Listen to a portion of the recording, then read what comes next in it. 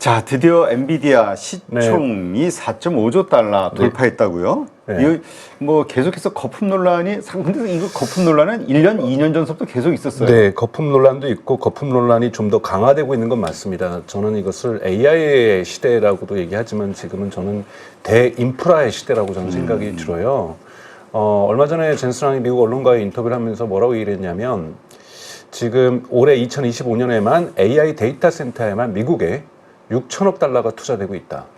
그 중에 뭐 3천억 달러는 뭐 여러분 아시는 마이크로소프트하고 메타, 그 다음에 구글, 그 다음에 아마존이지만 나머지도 3천억 달러를 투자를 했는데 여러분 이게 어느 정도 수치냐면 이건 젠슨왕이 했던 비교예요. 지난 38년간 미국이 고속도로에 투자했던 돈이 3천억이에요. 아, 그래요? 고속도로를 38년간 투자했을 때 3천억이었는데 단 1년 만에 그것의 2배인 6천억 달러가 투자되고 있는 정말 대인프라의 시대라고 볼 수가 있습니다. 근데 문제는 이제 이것이 거품론이라고 이제 자꾸 주장하는 것은 이제 9월 달에 있었던 무디스가 이것에 이제 총대를 맸죠. 그래서 오픈 AI를 공격하면서 도대체 돈도 없으면서 오라클에다가 물론 2027년부터 계약이 시작되지만 3천억 달러의 주문을 넣고 네. 브로드컴엔 1천억 달러의 주문을 넣는데 오픈 AI 올해 적자거든요. 매출은 120억 달러 정도가 나올 걸로 작년에 37억 달러 나왔으니까 올해 120달러면 대단히 많이 증가한 그렇죠, 거죠. 증가한 거네요. 그런데도 적자거든요. 적자인 기업이 돈이 어디서 나서 매출도 120억밖에 안 하면서 3천억과 1천억을 하느냐.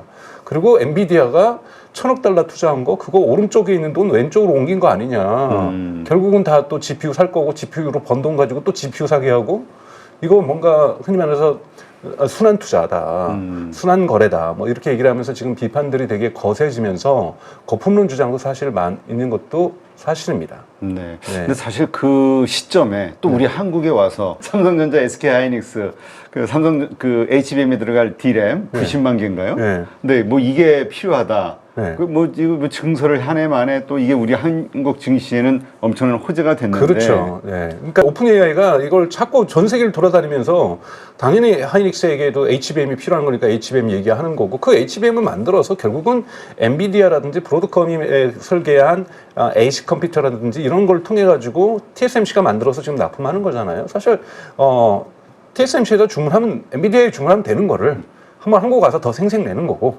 그러면서 AI 붐을 자꾸 일으키려고 하는 거죠. 붐을 꺼트리려는 것이 아니라 근데 필요성은 인정받을 수가 있어요. 왜냐하면 8월 달에 이제 미국의 더버지라는 언론에서 밝힌 거에 따르면 전 세계의 오픈 AI의 챗GPT를 유료로 쓰는 사람들이 20달러 이상씩 2천만 명 정도입니다. 네.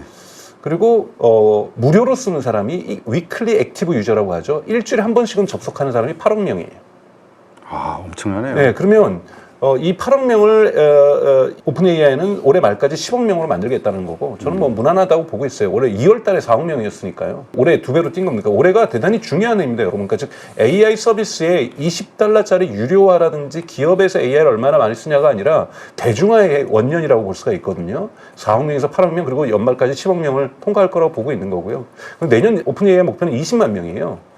그럼 20만 명이 이거는 그냥 회원 가입만 한 것이 아니라 일주일에 한 번씩은 로그인해서 질문하는 사람들이거든요. 이 질문할 때마다 엄청난 GPU가 필요한 거죠. 네. 그러다 보니까 증설이 오픈 AI에겐 대단히 유효한 의미 있는 과제가 됐다라는 거고 과거에는 학습도 지금 앞으로도 계속 하겠죠. 네. 학습도 이제 GPT-5가 나왔으니까 GPT-6를 위해서도 학습이 또 엄청나게 필요하겠지만 학습에 대해서 늘어나는 AI 데이터 센터보다 서비스를 운영하면서 필요한 데이터 센터의 양이 이제는 더 많아진 거죠. 네. 그것도 전 세계 곳곳에 해야죠. 뭐 모두 다 미국에 두면 한국에 한 번씩 우리가 챗GPT 질문할 때마다 미국 서버 한번 갔다 와야 되는 거잖아요. 그럴 수 없으니 계속해서 분산형으로 지금 노르웨이에도 오픈 AI가 짓고 있고 아랍에미레이트에도 짓고 있고 뉴질랜드도 짓고 있고 곳곳에서 지금 짓고 있거든요. 네. 아마 아시아권에도 아마 지어야 될 이유가 있을 거고요. 그렇기 때문에 이번에 뭐 경북 포항이라든지 또는 전남 지역에서 데이터 센터에 대한 것을 타진하는 정도까지도 했다라는 것들은 이러한 서비스의 전 세계로 확산되고 있는 이 비율들 이런 것들을 고려한 오픈 AI의 어떤 전략적 행보라고 볼 수가 있습니다. 네. 사실 지난번에도 여러 차례 한국에 와서 이 붐업을 하려는 네. 이야기를 할 때 근데 제가 농담삼아 그런 얘기 했거든요. 저럴 수밖에 없겠지. 왜냐면 투자금을 받으러 모든 나라에서 5천억 달러인가요? 얼마죠, 증자가? 지금 증자는 이제 올해 3월 달에 한 400억 달러를 했어요. 네. 그러니까 근데 이제 더 필요하고 그걸 다 썼다 그러거든요. 그때 최종적으로 뭐 근데 많이- 밸류에이션이 네. 당시 기업 평가가 3월 말에 3천억 달러였고요. 아, 네. 그다음에 8월 달에 뉴욕타임즈가 보도를 했는데 내부적으로 직원들에게 스톡 옵션을 나눠줬는데 기업 밸류에이션을 5천억 달러로 했습니다. 여러분 네. 5천억 달러면 삼성전자 곱하기 2잖아요, 거의. 거기다가 여러분 요번에 엔비디아가 9월 달에 1,000억 달러를 물론 단계적으로 매년 100억 달러씩 해가지고 중장기적인 투자입니다만 그래서 그것을 일치해서 기업 평가를 할 수 없지만 그리고 나서 7% 가져가기로 했거든요. 네. 그러면 산술적으로는 7천억 달러라는 겁니다. 아, 엄청나네요. 엄청난 거죠, 여러분. 그럼 IPO를 하면 이건 그냥 IPO 하면서 1조 달러가 넘어버리는 인류 역사상 없었던 거예요, 여러분. 스페이스 X가 이제 5천억 달러인데 그렇게 적외도에서 띄워놓고 우주에다 막 로켓 발사하고 일주일에 2번씩 발사하고 이 기업이 매출도 지금 흑자 나오고 이런 기업이 5천억 달러를 지금 넘어서고 있는데 지금 본인이 뭐라고 1조 달러가 돼버리는 거잖아요. 그렇죠. 그러니까 이것을 이제 일부에서는 거품이다. 그 일부에서는 이거는 성장의 과정에 있다. 그리고 더 성장할 가능성이 있다. 즉 오픈 AI라든지 구글의 제미나이가 성장을 해야 엔비디아도 같이 성장할 수 있는 거죠. 그렇죠. 인프라스트럭처를 대주는 거니까요. 그래서 이 성장이 멈추면요. 이것이 바로 거품이 터지는 거고 거품은 꼈죠. 여러분 역사적으로 기술 거품은 역사학자들에 의하면 80회가 넘게 있었어요. 하지만 거품이 터진 적은 딱 2번 있습니다. 레일웨이 거품하고 철도 네. 거품 19세기에 있었던 그 다음에 닷컴 버블이 터졌었고 그렇죠. 그 다음에 사실은 메타버스는 거품이 형성되려다가 거품이 빠져버린 바람에 터진 거라고 볼 수가 없고요. 그렇기 때문에 지금 AI 거품이 인류 역사상 상대적으로는 뭐 가장 큰 거는 레일웨이라고 볼 수 있지만 네. 당시 GDP 수준에서 절대적으로는 X로는 가장 큰 거품이 지금 형성되고 있는 거고 이 거품이 터지면 사실은 세계 경제는 엄청난 침체에 빠질 가능성이 높고요. 사실 죄송한 얘기지만 이런 표현 써서 여러분 투자자분들의 자산도 폭락할 가능성이 왜냐하면 이건 연쇄적으로 무너질 거거든요. 대단히 높습니다. 그래서 조심할 수밖에 없는 시기라는 거고 그러면서도 또 이것이 계속 성장할 거라는 기대감을 갖고 있는데 거품이 그럼 어떻게 안 터질 거냐. 결국은 닷컴 버블 때 왜 터졌냐면 거품이 약 98%의 스타트업들이 3년간 매출을 영원 제로 기록했거든요. 계속 돈만 태워먹고. 그렇죠. 그럼 오픈 AI가 계속 돈만 태우고 돈을 못 벌면 그렇게 되는 거죠. 그렇죠. 예? 구글 제미나이가 뭐 돈은 돈대로 들어가고 구글 검색도 줄이면서 AI 모드로 가면서 검색 광고도 막 줄어들고 있는데 다른 돈에서 돈을 못 벌면 안 되는 거죠. 근데 이제 오픈 AI가 이제 100억 달러를 냈는데 오픈 AI 매출이 120억 달러를 냈는데 올해 작년에 37억 달러고 그러면은 내년에는 당연히 500억 달러 내야 되는 거고 내후년에는 1000억 달러 내야 되는 거고 2000억 달러, 3000억 달러 내고 그리고 적자를 면해야 되는 겁니다. 네. 그러니까 이런 기업들이 계속해서 쏟아져 나와야 된다라는 거고 그때야 비로소 거품은 터지지 않는 거죠. 네. 그런데 현재 시점에서는 그 너무 뭐라 그럴까 낙관적이진 않다. 현재 일어나는 그 저는 데이터는. 낙관적이에요. 저는 왜냐하면 정말 필사적으로 노력을 할 거고 충분히 AI가 돈을 벌어올 수 있는 가능성들을 보여주고 있습니다. 이것이 예를 들자면 이번 주에 크게 논쟁이 됐던 지난주하고 이번 주 논쟁이 됐던 오픈 AI가 미국에서 본격적으로 AI 커머스를 시작한 부분. 네. 그리고 이제 이 소라2라고 해가지고 SNS를 지금 미국하고 캐나다에서 시작한 부분. 저는 챗GPT 내에다가 피드를 또 할 줄 알았더니 별도로 지금 SNS를 시작했다라는 거고 그리고 오픈 AI가 지금 공개적으로 9월 첫 주에 공개한 거는 우리 링크드인을 공격하는 하이어링 플랫폼. 그러니까 사람 링크드인과 같은 한국어로 치면 리멤버와 같은 네. 이런 서비스를 시작하겠다. 왜 이런 것들이 의미가 있냐면 링크드인을 100% 소유하고 있는 데가 마이크로소프트거든요. 네. 지금 마이크로소프트가 그래도 제1 외부주주잖아요. 그렇죠. 근데 거기서 가지고 있는 서비스를 공격하겠다고 지금 선언하고 있는 거고요. 그러니까 즉 오픈 AI는 AI 서비스만 제공하는 것이 아니라 AI를 기반으로 해서 SNS를 했다라는 것은 인스타그램을 공격하겠다라는 거고요. 그렇죠. 그리고 커머스를 했다라는 것은 아마존을 공격하는 거고 한국으로 치면은 쿠팡과 네이버 스토어를 공격하는 거고 네. 지금 챗GPT로 여러분들도 검색 많이 하시잖아요. 검색을 공격하고 있다는 건 구글을 공격하고 있는 거고 네이버를 공격한다는 거잖아요. 기존에 있는 사업자들도 판을 흔들려고 할 거라는 거예요. 20억 명이라는 내년 목표로 20억 명이라는 막대한 이용자 베이스를 가지고 네. 흔히 말하는 모니테이제이션 즉 현금화를 시도할 거라는 거죠. 그 얘기는 보통 우리가 사업하는 사람들이 여러 가지 아이템을 늘어날 때는 기본 사업에서 돈을 벌 자신이 없을 때 보통 그러지 그렇기도 않나요? 하지만 예를 들자면 여러분 구글하고 네이버가 성장했던 경로를 보시죠. 처음엔 검색만 있었잖아요. 네. 검색 서비스로 근데 처음에는 광고도 안 붙였어요. 사람들이 첫 페이지로 네이버로 바꾸고 구글로 바꾼 다음에 이제 이 사람들이 다른 데 못 가는 게 확인됐어요. 야후 죽었고 그냥 경쟁자들 죽었고 이제 평정하면 그때부터 광고 붙이고 거기다 지메일 붙이고 네이버는 블로그 붙이고 카페 붙이고 쫙 확장하는 거거든요. 중심축을 잡고서.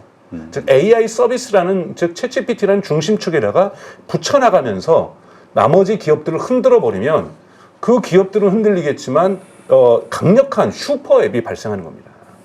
그런 부분에서 저는 현명한 전략일 수 있다고 좀 보고 있습니다. 네. 그렇다면 좀 긍정적으로 보시는 거군요.